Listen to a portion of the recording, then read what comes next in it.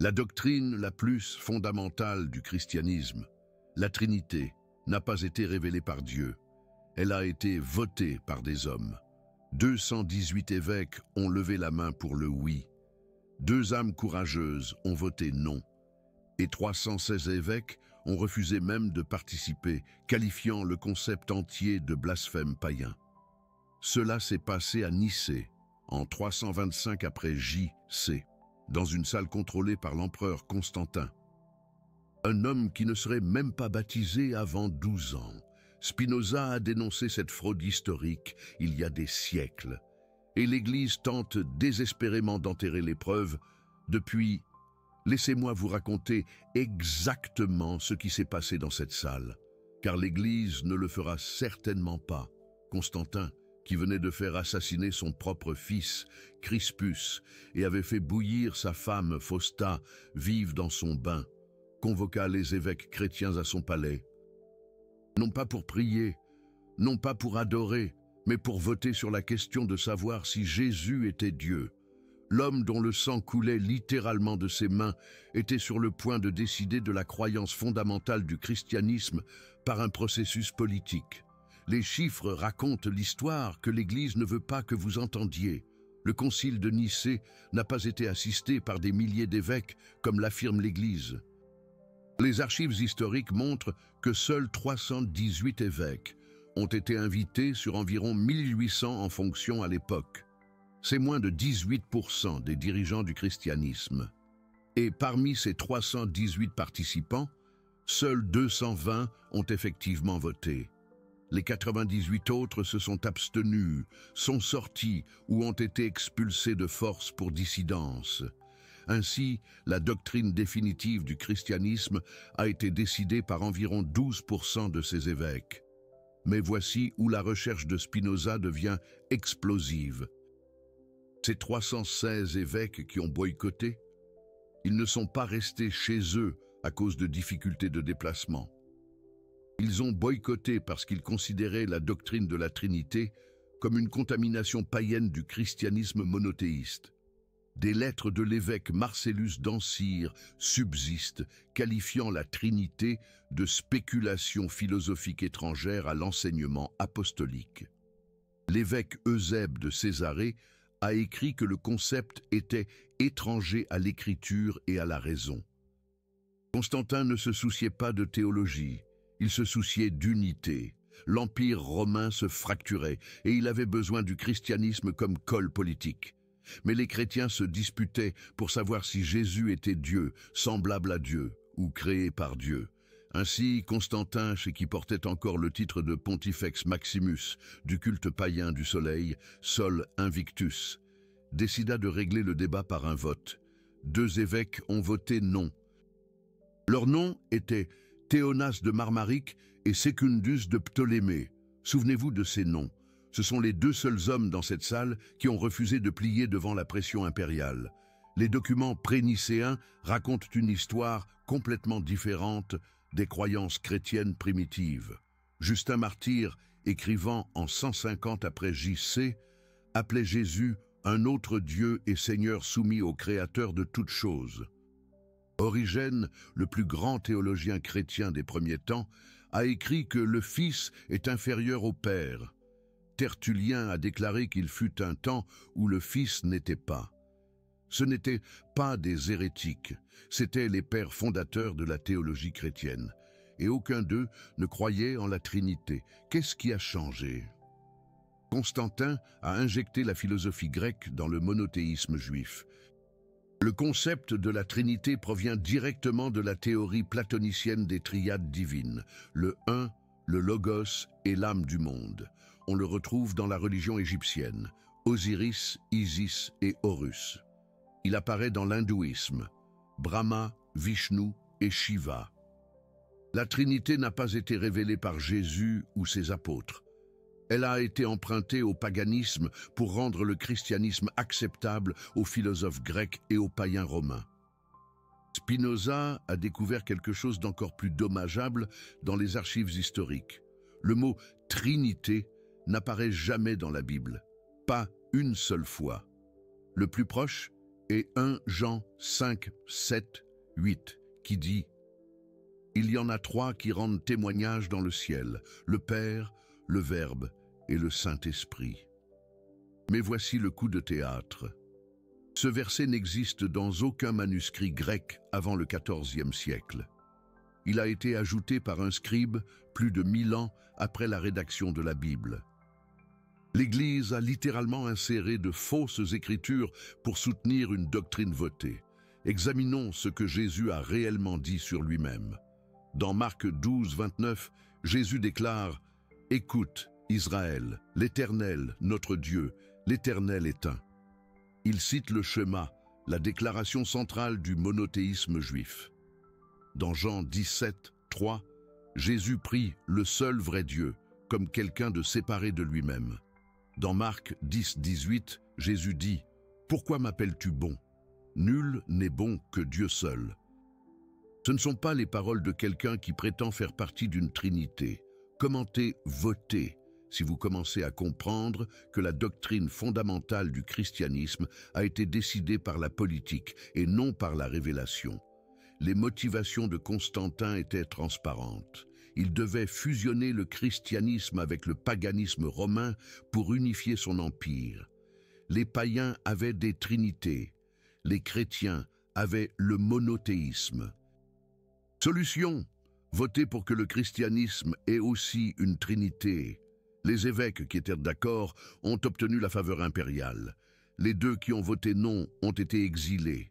Les 316 qui ont boycotté ont été qualifiés d'hérétiques. La démocratie en action, au 1er siècle. Les conséquences de Nicée révèlent la fraude. Si la Trinité était une vérité divine, pourquoi une controverse a-t-elle éclaté après le vote? La majorité des chrétiens l'ont rejeté. Des régions entières se sont rebellées. Les tribus gothiques, vandales et lombardes qui se sont converties au christianisme avant Nicée ont refusé d'accepter la Trinité pendant des siècles. Ce n'étaient pas des païens ou des hérétiques, c'étaient des chrétiens qui savaient que la Trinité n'était pas le christianisme originel. Voici un chiffre qui devrait terrifier chaque chrétien. 381 après J.C. C'est à ce moment-là que le Saint-Esprit a été officiellement ajouté à la Trinité lors du Concile de Constantinople. Pendant 56 ans, après Nicée, la Trinité n'était que le Père et le Fils. Puis ils ont voté à nouveau et ont ajouté un 3e membre. Si la Trinité est une vérité éternelle, comment a-t-il fallu 2 votes séparés par un demi-siècle pour savoir qui en faisait partie? Les évêques de Constantinople n'ont même pas prétendu que c'était une révélation. Ils ont ouvertement déclaré qu'ils développaient et clarifiaient la formule de Nicée. L'empereur Théodose Ier, qui a convoqué le concile, a menacé de bannir quiconque n'accepterait pas la nouvelle formule. L'évêque Grégoire de Nazianze, qui a présidé le concile, a ensuite démissionné avec dégoût, écrivant que les conciles étaient des assemblées de grues et d'oies, où la doctrine était décidée par la menace impériale plutôt que par la perspicacité théologique. Spinoza a souligné l'absurdité logique de la Trinité. Si Jésus est pleinement Dieu et pleinement homme, Dieu est-il mort sur la croix? Si oui, qui a dirigé l'univers pendant 3 jours? Si non, alors Jésus n'est pas pleinement Dieu. Si le Père, le Fils et le Saint-Esprit ne font qu'un, pourquoi Jésus prie-t-il le Père? Est-il en train de se parler à lui-même? Pourquoi dit-il que le Père est plus grand que lui s'ils sont égaux? La Trinité crée plus de problèmes théologiques qu'elle n'en résout. L'impossibilité mathématique est encore pire. La Trinité affirme que 1 plus 1 plus 1, 1, non pas 3 parties faisant un tout, mais 3 ensembles qui sont d'une certaine manière un seul ensemble. Cela défie la logique, les mathématiques et la raison. Lorsqu'elle est contestée, l'Église l'appelle un mystère qui doit être accepté par la foi. Mais ce n'est pas un mystère, c'est une contradiction. Et les contradictions ne sont pas divines, elles témoignent d'une fabrication humaine. Laissez-moi vous parler des évêques qui boycottèrent Nicée. Ils n'étaient ni ignorants ni rebelles. Parmi eux figurait Eusèbe de Nicomédie, l'évêque le plus influent d'Orient. Théognis de Nicée, dans la ville même où se tenait le concile. Maris de Chalcédoine, qui avait baptisé la famille de Constantin. Ceux-ci étaient les leaders intellectuels et spirituels du christianisme. Et ils ne voulaient absolument rien avoir à faire avec un vote sur la nature de Dieu. Leurs lettres ont survécu, bien que l'Église ne les mette pas en avant. L'évêque Eustate écrivit « On nous demande de trahir la foi de nos pères pour obtenir la faveur impériale ». L'évêque Amphion déclara « Les apôtres ne savaient rien de cette spéculation philosophique ». L'évêque Théodote déclara simplement « Je ne voterai pas sur Dieu ». Ces hommes comprenaient que la vérité divine ne se détermine pas en levant la main. 1700 ans d'endoctrinement ne peuvent changer le fait historique. La Trinité fut un compromis politique et non une révélation divine. Les chrétiens ariens qui rejetaient la Trinité furent plus nombreux que les chrétiens trinitaires pendant des siècles après Nicée. Les Wisigoths, les Ostrogoths, les Vandales, les Burgondes et les Lombards, les tribus qui conquirent Rome, étaient tous des chrétiens ariens. Ils croyaient que Jésus était divin, mais créé, non éternel. Il fallut des siècles de persécutions, de conversions forcées et d'incendies de livres pour établir la doctrine de la Trinité. La vérité n'a pas besoin de violence pour triompher. Les doctrines votées, si Spinoza découvrit que même Constantin ne croyait pas à la Trinité. Sur son lit de mort, en 337, après J.C. 12 ans après Nicée, Constantin fut baptisé par Eusèbe de Nicomédie, un évêque arien qui rejetait la Trinité. L'empereur qui força le vote sur la Trinité mourut en la rejetant. Si ce n'est pas la preuve d'une manipulation politique, qu'est-ce que c'est? Le document qui a survécu de Nicée, le credo de Nicée, est lui-même une preuve de la fraude. Il n'explique pas la Trinité, il ne la définit pas, il l'affirme simplement et menace quiconque n'est pas d'accord d'excommunication. La vraie vérité divine s'accompagne d'explications, de preuves et d'éclaircissements. La doctrine votée s'accompagne de menaces. Voici ce qui s'est réellement passé à Nicée. Constantin prononça un discours disant aux évêques de s'unir ou de faire face aux conséquences. Osius de Cordoue, conseiller de Constantin, présenta une formule rédigée par la cour impériale. Il fut dit aux évêques de signer ou d'être exilés. La plupart signèrent par peur. 2 refusèrent. Des centaines boycottèrent. Et le christianisme fut à jamais changé par un vote pris sous la menace impériale. Le mot grec homoousios, signifiant de même substance, devint la clé de voûte de la doctrine de la Trinité. Ce mot n'apparaît jamais dans les Écritures. Il provient de la philosophie gnostique. Les évêques de Nicée votaient littéralement pour insérer une terminologie philosophique païenne dans la doctrine chrétienne. Et nous sommes censés croire que c'était le Saint-Esprit à l'œuvre? Si la révélation de Spinoza sur le fait que la Trinité a été votée plutôt que révélée a brisé vos présupposés sur les origines du christianisme, pensez à soutenir notre mission avec Super Thanks. Votre contribution nous aide à continuer à exposer ces vérités historiques supprimées. Parlons de ces 2 héros qui ont voté non. Théonas et Secundus ne votaient pas seulement contre une doctrine. Ils signaient leur propre mandat d'exil. Ils savaient que Constantin les punirait. Ils savaient qu'ils seraient dépouillés de leurs fonctions. Ils savaient qu'ils seraient qualifiés d'hérétiques. Et ils ont quand même voté non, parce qu'ils comprenaient que la vérité ne se détermine pas par un vote majoritaire. Tous 2 furent exilés en Illyrie, une province frontalière barbare. Leurs écrits furent brûlés. Leurs noms furent effacés des registres de l'Église. Ils moururent en exil, oubliés et vilipendés. Mais Spinoza trouva des références à eux dans l'histoire ecclésiastique supprimée de Philostorge. Ces 2 hommes se sont opposés à un empereur, à leur père, au courant de l'histoire, et ont dit non au vote sur la nature de Dieu.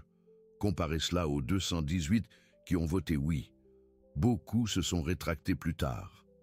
Eusèbe de Césarée écrivit une lettre à sa congrégation expliquant qu'il n'avait signé que sous la pression.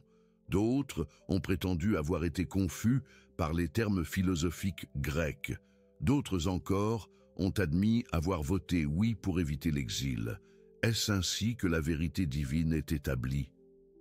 Par la confusion, la pression et la peur, l'ajout du Saint-Esprit en 3:1 après JC est encore plus scandaleux.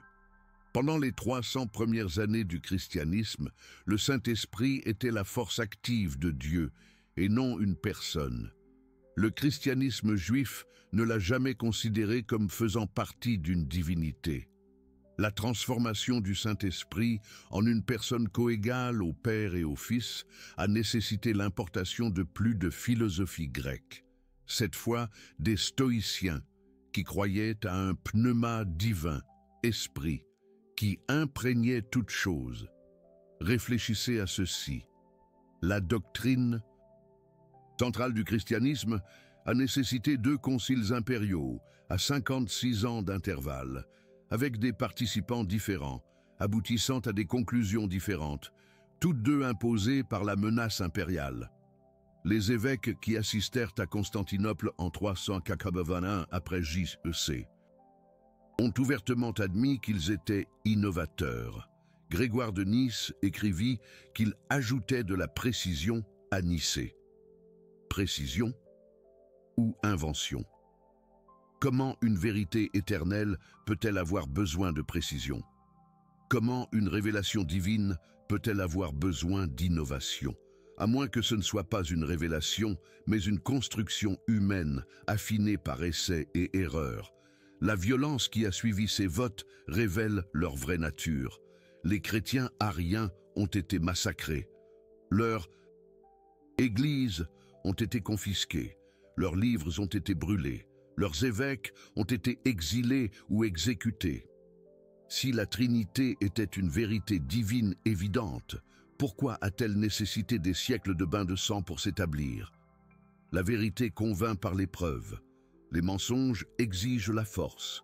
Spinoza a trouvé des traces des incendies de livres. L'empereur Constantin ordonna de brûler tous les livres remettant en question la Trinité. Posséder de tels livres devint un crime capital. Pensez-y, la mort. Pour posséder un livre qui remettait en question une doctrine votée, l'Inquisition espagnole, les procès des sorcières, les croisades, toutes ont leurs racines dans ce moment où le christianisme décida qu'une doctrine votée valait la peine d'être défendue par la mort. Voici l'arme à feu que Spinoza a découverte. Le plus ancien credo chrétien, le credo des apôtres, ne mentionne pas la Trinité. Il parle de Dieu le Père, de Jésus-Christ son Fils et du Saint-Esprit, mais n'affirme jamais qu'ils sont un seul être. Ce credo, qui est antérieur à Nicée, représente la croyance chrétienne originale. La Trinité a été littéralement votée en existence par-dessus le credo existant. La propre encyclopédie catholique de l'Église catholique romaine admet « La formule triadique ne se trouve nulle part dans l'Ancien Testament.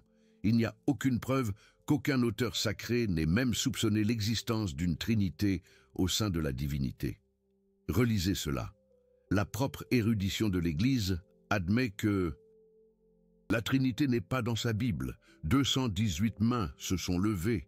Le christianisme a changé à jamais, mais la vérité n'est pas démocratique. Les motivations économiques derrière le vote de la Trinité ne sont jamais discutées. Constantin, l'empereur, promit aux évêques réunis à Nicée l'utilisation gratuite du système postal impérial, des exemptions fiscales pour les biens de l'Église et des financements impériaux pour la construction d'édifices religieux. Ceux qui votèrent « oui » s'enrichirent. Ceux qui votèrent « non » ou boycottèrent perdirent tout. Suivez l'argent et vous trouverez la vérité. Les recherches de Spinoza révélèrent que de nombreux évêques ne comprenaient même pas ce pourquoi ils votaient. Les termes philosophiques grecs leur étaient étrangers. Homousios contre homoiousios, même substance contre substance similaire, la différence d'une lettre, d'un iota, littéralement. La plupart des évêques parlaient latin ou syriaque, pas grec. Ils votaient sur des concepts qu'ils ne pouvaient pas pleinement appréhender dans une langue qu'ils ne maîtrisaient pas complètement, sous la menace d'un empereur qu'ils craignaient terriblement. La doctrine de la Trinité créa immédiatement le problème de Marie. Si Jésus est Dieu, Marie est-elle la mère de Dieu? Cela nécessita un autre vote à Éphèse, en 431, après J.C. Puis vint le problème des natures de Jésus. Comment peut-il être pleinement Dieu et pleinement homme? Un autre vote à Chalcédoine, en 451, après J. Chaque vote créa de nouveaux problèmes exigeant de nouveaux votes. C'est ce qui arrive lorsqu'on vote une doctrine en existence au lieu de suivre l'enseignement originel. Une fraude historique. Voici ce que Spinoza conclut. La Trinité est le péché originel du christianisme, non pas la consommation d'une pomme, mais le vote sur la nature de Dieu. C'est le moment où le christianisme choisit la philosophie grecque plutôt que le monothéisme juif, l'unité impériale plutôt que la vérité scripturaire, l'opportunisme politique plutôt que l'intégrité spirituelle. Chaque problème théologique auquel le christianisme a été confronté depuis découle de cette seule décision votée. Une décision fatale. Le Coran, écrit 300 ans après Nicée, rejette spécifiquement la Trinité, la qualifiant de blasphème. La sourate 4571 déclare « Ne dites pas « 3 ». Abstenez-vous, c'est mieux pour vous. En vérité, Allah n'est qu'un seul Dieu. » L'existence même de l'islam est en partie une réaction à l'abandon du monothéisme par le christianisme par le biais d'un vote. Un tiers de la population mondiale rejette le christianisme principalement à cause d'une doctrine décidée par 218 mains levées. Un chiffre éloquent. Les chercheurs chrétiens modernes connaissent cette histoire. Ils savent que la Trinité a été votée. Ils savent qu'elle n'est pas dans la Bible. Ils savent qu'elle provient de la philosophie grecque, mais ils ne peuvent pas l'admettre sans saper toute leur structure théologique. Alors, ils maintiennent la fiction, espérant que les croyants ne feront jamais de recherche sur Nicée par eux-mêmes. Une manipulation cynique. Spinoza a payé le prix fort pour avoir révélé cette vérité, excommunié, maudit, ses livres interdits et brûlés, mais il nous a laissé les preuves, les sources, la piste à suivre. La question n'est pas de savoir si la Trinité a été votée en existence, les archives historiques sont claires. La question est de savoir si vous accepterez que la doctrine centrale du christianisme est une création politique, une création purement politique. Commentez Nicée. Si vous comprenez maintenant que 218 évêques, votant sous la menace impériale, ont créé la doctrine que des milliards de personnes croient être une vérité divine. Une vérité imposée. Les deux évêques qui ont voté non, Théonas et Secundus, représentent le chemin non emprunté. Imaginez si d'autres avaient eu leur courage. Imaginez si les 316 qui ont boycotté étaient venus et avaient voté non. Imaginez si le christianisme était resté monothéiste, fidèle à ses racines juives, exempt de spéculations philosophiques grecques. Toute l'histoire du monde occidental serait différente. Une autre histoire. Mais ce n'est pas ce qui s'est passé. La peur a gagné, la politique a gagné, 218 mains se sont levées, et Dieu est devenu une trinité. Non pas par une révélation sur une montagne, non pas par une prophétie ou une vision, non pas par les Écritures ou l'enseignement apostolique, mais par un vote dans un palais, supervisé par un empereur adorateur du soleil qui fit bouillir sa femme vive. Un acte barbare.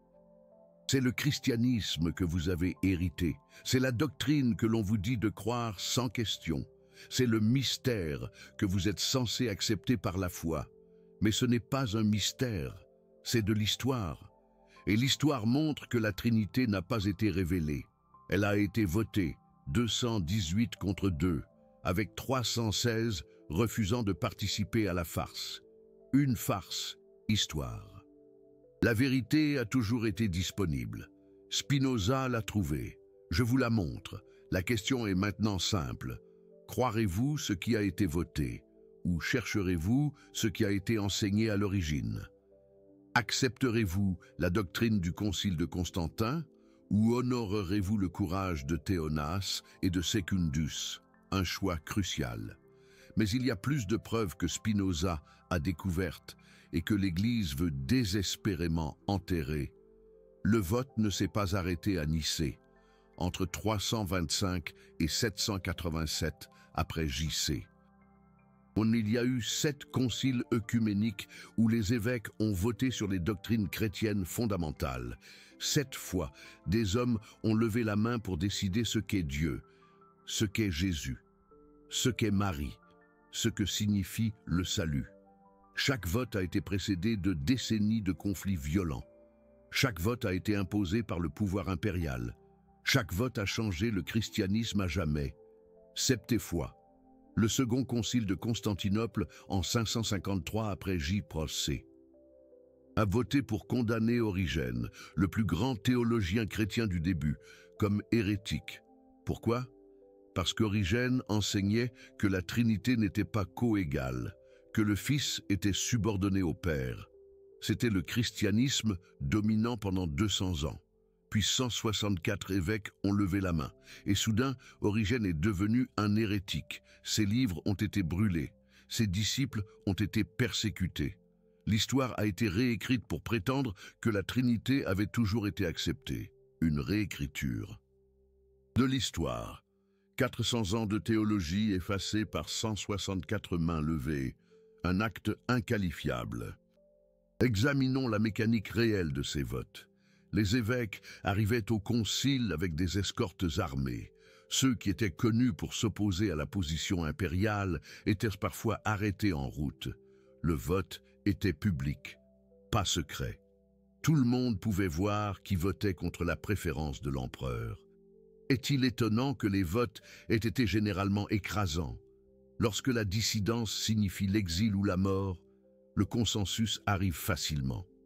Une manipulation évidente. Le concile de Chalcédoine en 451 après J.C.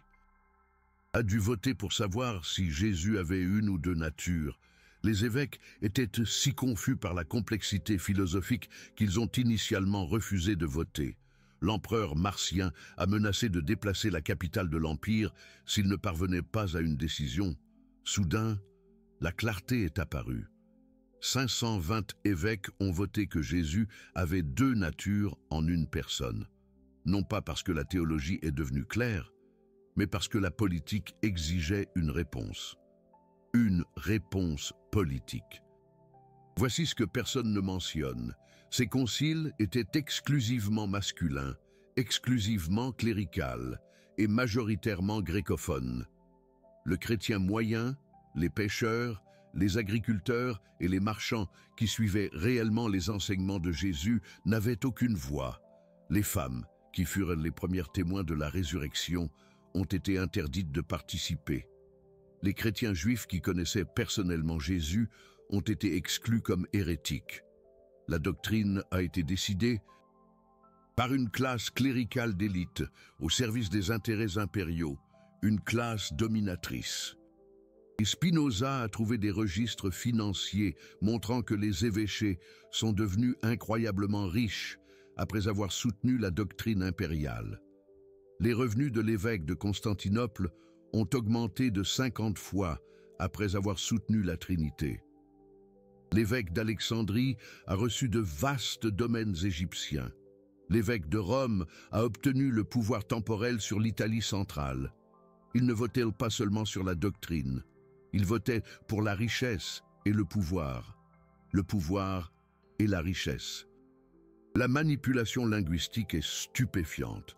Les conciles menaient leurs affaires en grec, publiaient leurs décisions en latin et attendaient l'obéissance de chrétiens parlant araméen, copte, syriaque, arménien et des dizaines d'autres langues. La plupart des croyants ne pouvaient pas lire les doctrines qu'ils étaient tenus de croire. Ils dépendaient des prêtres pour leur dire ce qui avait été voté. Le système parfait pour contrôler voter dans une langue, imposer dans une autre, et punir. Ou quiconque remettait en question la traduction, considérez le concile d'Éphèse en 431 après J.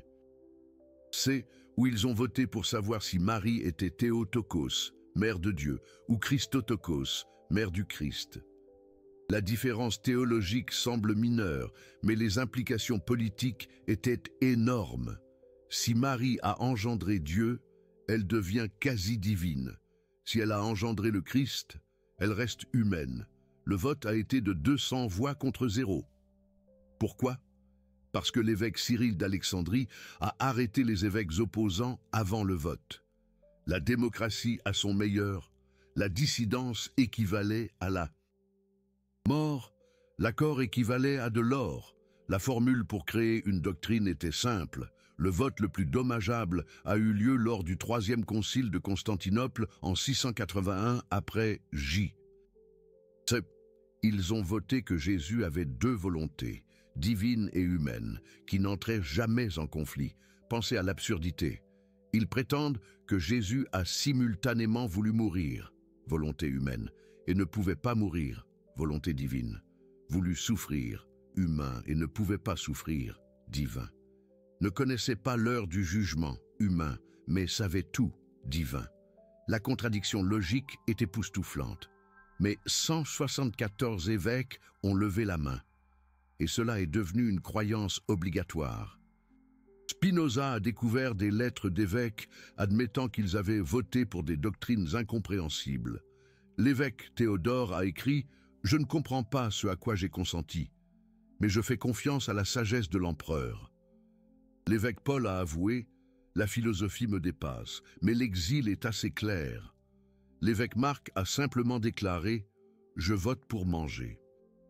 Ce ne sont pas les paroles d'hommes mus par le Saint-Esprit, ce sont les paroles de politiciens préservant leur position. Le schéma est indéniable. Chaque concile a suivi le même modèle.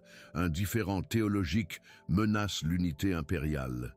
L'empereur convoque un concile, les évêques débattent. L'empereur indique sa préférence. Un vote écrasant suit. Les dissidents sont exilés. La doctrine devient obligatoire. Rincée et répétée 7 fois. Et vous avez le christianisme orthodoxe, une religion fondée sur des compromis votés plutôt que sur une vérité révélée. Voici le détail qui devrait perturber tous les chrétiens. Ces conciles se sont souvent contredits. Le concile de Nicée a déclaré que le Fils était homoousios, de même substance que le Père. Le concile de Constantinople a déclaré que l'Esprit procédait du Père. Le concile de Tolède a ajouté « et du Fils », filioque, créant un schisme qui a divisé le christianisme. Si tous étaient guidés par le même Saint-Esprit, et pourquoi les contradictions? Les preuves archéologiques étaient les recherches de Spinoza. Les tombes chrétiennes d'avant Nicée ne montrent aucun symbolisme trinitaire. Les tombes d'après Nicée affichent soudainement des triangles, 3 cercles entrelacés, et d'autres images de la Trinité. Le changement est brutal et universel, conforme à l'application impériale plutôt qu'à une évolution spirituelle progressive. Vous pouvez littéralement voir le moment où la doctrine a été votée dans les Utituta. Archives archéologiques. Permettez-moi de vous parler de la bibliothèque de Nag Hammadi, découverte en 1945. Ces textes, cachés des brûlages de livres de l'Église, montrent la diversité du christianisme primitif. L'évangile de Thomas présente Jésus comme un maître de sagesse, pas comme un Dieu. L'évangile de Philippe décrit la Trinité comme symbolique, pas littérale. L'évangile de la vérité parle d'unité, pas de Trinité. Ce n'étaient pas des textes marginaux, ils étaient courants jusqu'à ce que les votes les déclarent hérétiques. Commentez Concili, si vous commencez à comprendre que chaque doctrine chrétienne majeure a été décidée par un vote de comité plutôt que par une révélation divine. Les statistiques de conversion racontent la vraie histoire. Avant Constantin et ses conciles, le christianisme représentait peut-être 10% de l'Empire romain. Après les votes et l'application impériale, il est devenu obligatoire. Mais la conversion forcée n'est pas une transformation. Mais spirituelle, c'est une soumission politique. L'Empire romain n'est pas devenu chrétien. Le christianisme est devenu romain, adoptant ses hiérarchies, son autoritarisme, son appétit de conquête. Spinoza a fait remarquer que Jésus n'a jamais voté pour quoi que ce soit. Il n'a jamais convoqué de concile. Il n'a jamais formé de comité. Il n'a jamais fait de sondage. Il a enseigné. Il a démontré. Il a vécu sa vérité. L'idée que ses disciples voteraient sur sa nature l'aurait horrifié. La tradition juive dont il était issu était claire. Dieu est indivisible, inconnaissable. Voter sur la nature de Dieu est le blasphème ultime. Les moines qui ont conservé ces archives historiques ont souvent ajouté des notes marginales exprimant leur horreur. L'un a écrit « Seigneur, pardonne-nous ce que nous avons fait à ta vérité ». Un autre a noté « Les apôtres ne reconnaîtraient pas cette Église ». Un troisième a simplement écrit « Voter ». C'étaient des chrétiens fervents qui reconnaissaient la fraude, mais étaient impuissants à l'arrêter. La Trinité a créé l'antisémitisme du christianisme. Une fois que les chrétiens ont voté que Dieu avait trois personnes, le monothéisme obstiné du judaïsme est devenu non seulement faux, mais offensant. Les Juifs ont été qualifiés de meurtriers de Dieu, non pas pour avoir crucifié Jésus, mais pour avoir refusé d'accepter la doctrine votée. 2. 1000 ans de persécution découlent de 218 mains levées à Nicée. Voici l'observation la plus brillante de Spinoza. Si la Trinité était vraie, elle serait évidente. Vous n'auriez pas besoin de concile pour la définir, de vote pour l'établir, de violence pour l'imposer. La vérité est reconnue, pas légiférée. Le fait que la Trinité ait nécessité 7 conciles, des dizaines de votes et des siècles d'application prouve qu'il s'agit d'une invention humaine, pas d'une révélation divine. Les églises orientales qui ont rejeté ces conciles existent toujours. L'Église copte, l'Église arménienne. L'Église assyrienne, elles suivent des doctrines différentes, parce qu'elles ont rejeté des votes différents. Elles ne sont pas hérétiques.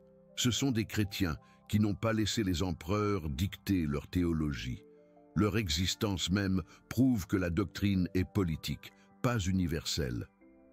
Des études modernes de l'ADN des chrétiens du Moyen-Orient montrent qu'ils descendent des communautés juives ou chrétiennes originales. Ces communautés n'ont jamais accepté la Trinité jusqu'à ce qu'elle soit forcée par la conquête. Leurs traditions orales conservent des souvenirs de résistance, d'évêques revenant de conciles dans la honte, de communautés choisissant l'exil plutôt que d'accepter la doctrine votée. Les preuves génétiques confirment ce que l'histoire montre. Le christianisme original a été remplacé de force par le christianisme voté. La réforme protestante a remis en question l'autorité papale, mais a conservé les doctrines votées. Luther, Calvin, Zwingli, ils ont tous accepté la Trinité tout en sachant qu'elle avait été votée à Nicée. Pourquoi? Parce que remettre en question la Trinité signifiait remettre en question tout. Il était plus facile de réformer les pratiques que d'admettre que les fondations étaient pourries. Ainsi, le protestantisme a hérité du Dieu voté du catholicisme. Voici l'ironie ultime. Les évêques qui ont voté pour la Trinité à Nicée ont immédiatement commencé à se battre sur le sens de leur vote. Le credo de Nicée dut être révisé à Constantinople, puis clarifié à Éphèse, puis encore étendu à Chalcédoine. Si 218 évêques ne pouvaient se mettre d'accord sur ce qu'ils avaient voté, comment les chrétiens modernes peuvent-ils prétendre à une certitude absolue concernant un tel mystère? Le coût humain de ces votes est incalculable. Les Goths ariens, qui rejetaient la Trinité, furent systématiquement exterminés. Les chrétiens nestoriens, qui interprétaient différemment les votes, furent chassés jusqu'en Chine. Les chrétiens monophysites, en désaccord avec Chalcédoine, furent persécutés jusqu'à leur disparition. Des millions de personnes sont mortes parce qu'elles refusaient d'accepter ce que 218 évêques avaient décidé en 325 après Gic. C'est une croyance forcée n'est pas la foi, une doctrine votée n'est pas la vérité, le christianisme impérial n'est pas l'enseignement du Christ. Les conciles ont également voté sur des questions pratiques qui révèlent leur nature politique. Ils ont voté sur la date de Pâques, le célibat des prêtres, la langue de la liturgie, la hiérarchie des évêques. Ce ne sont pas des questions théologiques, ce sont des décisions organisationnelles. Mais elles ont reçu une autorité divine parce qu'elles ont été votées par les mêmes conciles qui ont voté sur la nature de Dieu. Le monde profane et le divin ont été décidés par les mêmes mains levées. Spinoza a mis au jour une correspondance entre les évêques planifiant leur vote à l'avance. Ils ont formé des factions, conclu des accords, échangé des votes comme des politiciens. Soutenez ma position sur Pâques et je soutiendrai la vôtre sur Marie. Votez avec nous sur la Trinité et nous ferons de vous le métropolitain de votre région. Ce n'est pas ainsi que la vérité divine émerge. C'est ainsi que fonctionne la politique humaine. La rapidité du changement doctrinal après chaque vote est révélatrice. Une génération après Nicée, le christianisme non trinitaire était illégal. Une génération après Chalcédoine, les christologies alternatives étaient punies de mort. Des idées qui avaient prospéré pendant des siècles sont devenues des crimes capitaux du jour au lendemain. La vérité n'a pas besoin d'une application aussi rapide et violente. Seules les constructions humaines fragiles nécessitent une telle protection. Si l'exposé de Spinoza sur les fondements votés du christianisme a révélé la nature politique des doctrines fondamentales de votre foi, envisagez de soutenir notre mission avec un super merci. Votre contribution nous aide à continuer à mettre au jour ces vérités historiques enfouies. Le vote sur la Trinité a créé une cascade de votes nécessaires. Si le Père, le Fils et le Saint-Esprit ne font qu'un, comment se rapporte-t-il? Vote. Si Jésus est Dieu, Marie est-elle la mère de Dieu? Vote. Si Jésus est Dieu et homme, comment les natures interagissent-elles? Vote. Chaque réponse a créé de nouvelles questions nécessitant de nouveaux votes. C'est l'équivalent théologique d'une pyramide de Ponzi ayant constamment besoin de nouveaux investissements pour soutenir la fraude initiale. Les évêques savaient qu'ils innovaient et non qu'ils conservaient. Grégoire de Nice a admis qu'ils créaient de la précision, là où les apôtres avaient laissé le mystère. Basile de Césarée a écrit qu'il définissait ce que les Écritures laissaient indéfini. Ce ne sont pas les paroles d'hommes transmettant une tradition reçue. Ce sont les paroles de théologiens inventant une doctrine en temps réel. L'influence païenne sur ces votes est indéniable. La Trinité reflète les triades de Platon, Plotin et Proclus. Les deux natures du Christ reflètent la double nature des dieux-hommes païens comme Hercule et Dionysos. La naissance virginale est parallèle aux naissances de Persée, Romulus et Alexandre. Le christianisme n'a pas converti le paganisme. Le paganisme a converti le christianisme, un vote à la fois. Votre salut éternel dépend soi-disant de la croyance en ce que 218 hommes ont décidé sous la menace en 325 après J. C'est la qualité des évêques qui ont voté est discutable. Beaucoup étaient des convertis récents. Certains ne pouvaient pas lire le grec ou le latin. Plusieurs étaient connus pour leur corruption. Eusèbe de Césarée, qui a voté oui, avait été excommunié pour hérésie quelques mois auparavant. Ossius de Cordoue, qui présidait, a été plus tard condamné pour hérésie. Ce sont ces hommes qui ont défini Dieu pour vous. Spinoza a calculé que moins de 1% des chrétiens ayant jamais vécu ont eu leur mot à dire dans la définition de la doctrine chrétienne. Les votes qui ont déterminé ce que des milliards de personnes seraient tenues de croire ont été exprimés par quelques centaines d'hommes, dans quelques salles, sur quelques siècles. Ce n'est pas de la démocratie, c'est de la théocratie qu'elle prétend être. C'était une oligarchie. Le mécanisme de mise en application de ces doctrines votées était brutal. Le code théodosien a fait du fait de remettre en question la Trinité un crime punissable de mort. Le code de Justinien a étendu cela à la remise en question de toute décision du Concile. À l'époque médiévale, même douter en privé d'une doctrine votée pouvait entraîner le bûcher.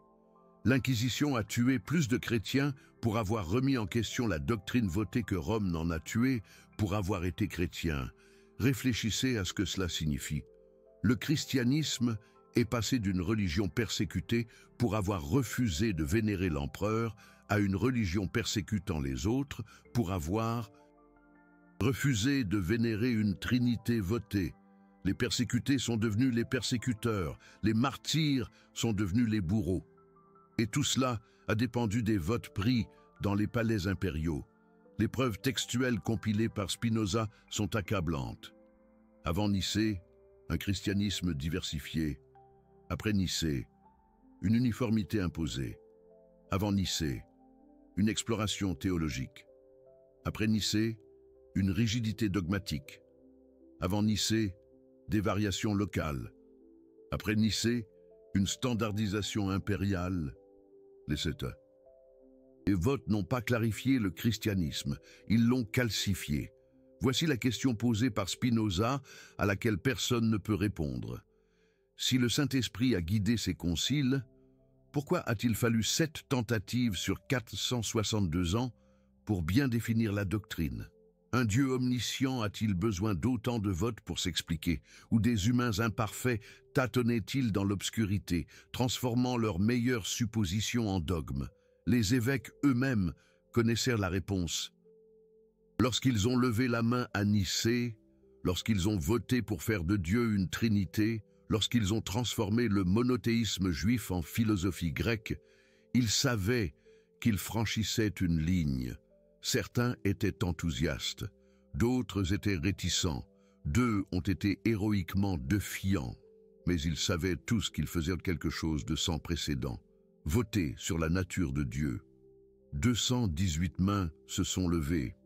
Le christianisme a changé à jamais, et Baruch Spinoza s'est assuré que nous n'oublierions jamais que la Trinité n'a pas été révélée sur une montagne, ni chuchotée par des anges, ni écrite dans les Écritures. Elle a été votée dans une pièce par des hommes, sous la menace, à des fins politiques. Ce n'est pas de la foi, ce n'est pas une révélation, ce n'est pas la vérité divine, ce n'est que de la politique. Votre réponse déterminera si vous suivez le Christ ou Constantin. Choisissez judicieusement.